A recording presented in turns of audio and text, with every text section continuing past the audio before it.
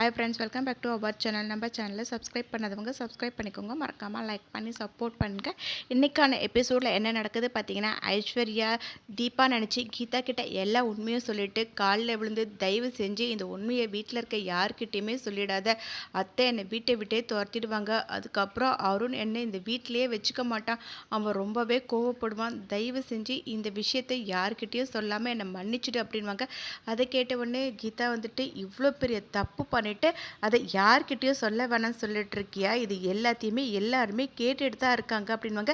என்ன சொல்ற, எல்லாருமே எப்படி கேட்குறாங்கன்னு ஐஸ்வர்யா கேட்பாங்க. அப்போ கீதா பார்த்தீங்கன்னா அவங்க தலையில இருக்க கட்டு கையில் இருக்க கட்டு எல்லாத்தையுமே களைச்சிட்டு பொட்டை களைச்சிட்டு நான் தீபா இல்லை கீதா அப்படின்வாங்க.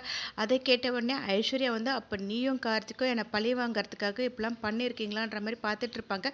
அப்போ கீதா வந்து ஐஸ்வர்யா கிட்ட சொல்லிட்டு இருப்பாங்க, கார்த்திக் சாருக்கு உங்கள் மேலே ஏற்கனவே டவுட் இருந்தது, அது என்னன்றதை கண்டுபிடிக்கணுன்றதுக்காக தான் அவர் என்னை தீபாவாக நடிக்க சொன்னார், நாங்கள் பிளான் பண்ணி பண்ணோம், அதுக்கேற்ற மாதிரி எல்லா உண்மையும் சொல்லிட்டீங்க, இதுக்கப்புறம் நம்ம இங்கே நின்று பேசக்கூடாது, வெளியே போகலாம் வாங்க அப்படின்வாங்க.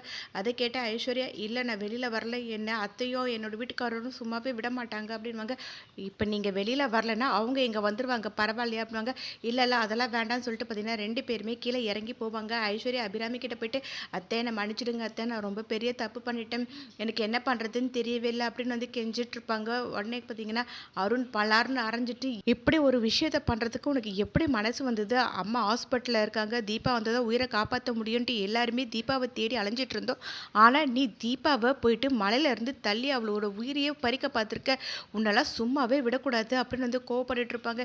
நான் தெரியாமல் பண்ணிட்டேங்க, என்னை மன்னிச்சிருங்க, எனக்கு வேறு வழி தெரியவே இல்லை, தீபாவால் தான் நான் இந்த வீட்டை விட்டு போகிற மாதிரி ஆயிடுச்சு, அதுக்காக தான் இப்படி பண்ணேன் அப்படின்வாங்க. அதை கேட்ட அபிராமி, அதுக்காக தீபாவோட உயிரையே வாங்க பாப்பியா, அவளை எவ்வளோ நல்லவ அப்படின்ற மாதிரி சொல்லிட்டு இருப்பாங்க.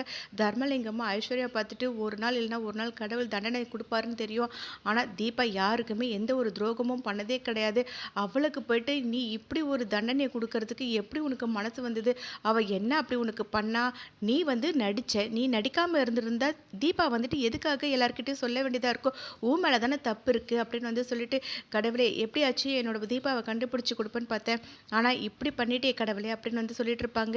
இங்கே பார்த்தீங்கன்னா மீனாட்சி வந்துட்டு, உன்ன மாதிரி ஒருத்தியை நான் பார்த்ததே இல்லை, தீபாவாக இருக்கோத நீ பண்ணுற எல்லாத்தையுமே மன்னிச்சிட்டு இருக்கா, ஆனால் அந்த இடத்துல நான் இருந்தேன்னா உன்னை சும்மாவே விட மாட்டேன் அப்படின்னு வந்து சொல்லிட்டு இருப்பாங்க.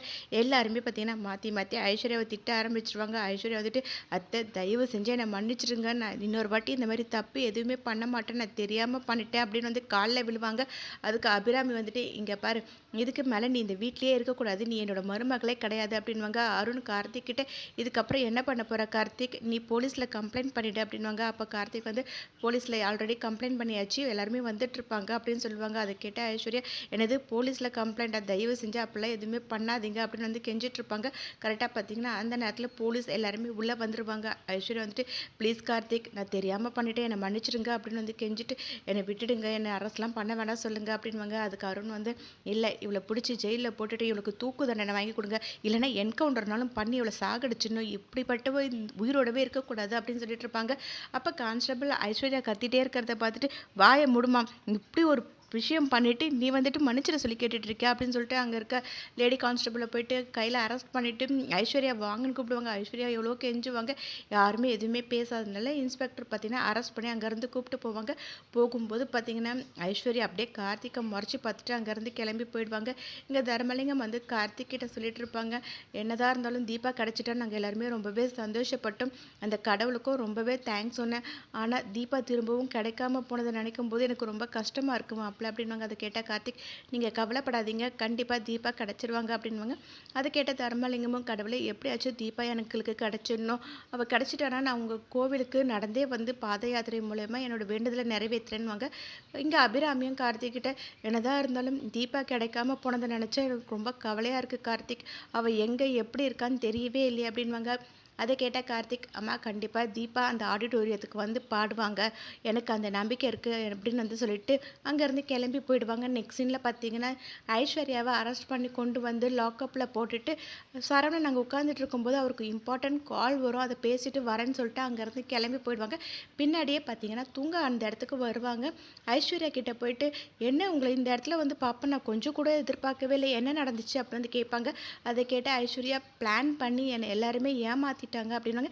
என்னது பிளான் பண்ணியா? என்ன ஆச்சு அப்படின்னு வந்து கேட்கும்போது, அந்த கார்த்திக் கீதாவை தீபாவா நடிக்க வச்சு என் வாயாலேயே உண்மை எல்லாத்தையுமே வர வச்சு என்னை இந்த இடத்துல கொண்டு வந்து நிறுத்திட்டான்.